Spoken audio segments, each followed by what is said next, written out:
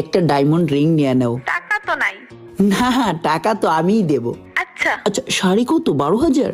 3টা নিয়ে নাও। হ্যাঁ, আর ইয়েলো কালারটা নিয়ে নাও, ওটা আমার ফেভারিট কালার। তুমি হলুদ শাড়ি পরবা, বসন্তের দিনে কৃষ্ণচূড়া গাছের নিচে দুজনে হাতে হাত রেখে হাঁটবো। ইমরান 5,000 টাকা দে দি। ওয়েট, একটু দাঁড়াও, শেষ করি কথাটা। ওখান থেকে আরে ভাই। হাঁটাহাঁটি শেষ করে আমরা বাজারের দিকে যাব। আরে ভাই একটু দেস না, 5,000 টাকা লাগবে, তোর ভাবিরে নিয়ে একটু ডাক্তারের আরে কাছে যাবো।